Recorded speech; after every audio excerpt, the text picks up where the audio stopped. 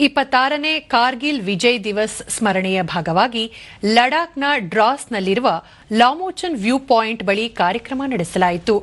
ಮುಖ್ಯ ಅತಿಥಿಯಾಗಿದ್ದ 14ನೇ ಕಾರ್ಪ್ಸ್ನ major general Hitesh Bhalla ಅವರ ಸಮ್ಮುಖದಲ್ಲಿ ಭಾರತದ ಧ್ವಜ ಪ್ರತಿಷ್ಠಾನ ರಾಷ್ಟ್ರ ಧ್ವಜಾರೋಹಣದೊಂದಿಗೆ ಸಮಾರಂಭ ಆರಂಭವಾಯಿತು.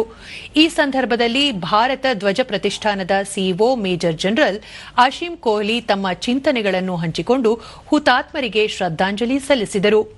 ಕಾರ್ಯಕ್ರಮದಲ್ಲಿ ಕಾರ್ಗಿಲ್ನ ಮಹಿಳಾ ಕಲಾವಿದರ ಗುಂಪಾದ ಟೀಮ್ ಸ್ಟ್ರಿಂಗ್ ಮೋ ಕಲೆ ಹಾಗೂ ಚಿತ್ರಕಲೆ ಮೂಲಕ ದೇಶಭಕ್ತಿಯ ಭಾವನೆ ಹರಡುವಲ್ಲಿ ನಡೆಸಿದ ಪ್ರಯತ್ನಗಳಿಗಾಗಿ ಸನ್ಮಾನಿಸಲಾಯಿತು.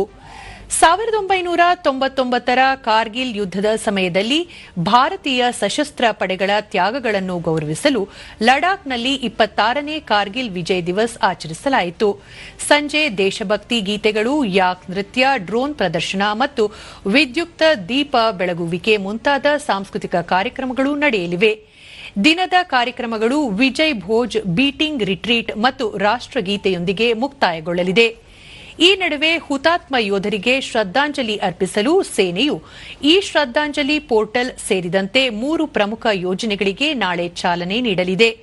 ಇತರ 2 ಯೋಜನೆಗಳು ಕ್ಯೂಆರ್ ಕೋಡ್ ಆಧಾರಿತ ಆಡಿಯೋ ಅಪ್ಲಿಕೇಶನ್ ಆಗಿದ್ದು, ಇದರಲ್ಲಿ ಜನರು 1999ರ ಕಾರ್ಗಿಲ್ ಯುದ್ಧ ಮತ್ತು ಸಿಂಧು ವ್ಯೂ ಪಾಯಿಂಟ್ ಬಳಿ ನಡೆದ ಯುದ್ಧದ ಕಥೆಗಳನ್ನು ಕೇಳಬಹುದಾಗಿದೆ.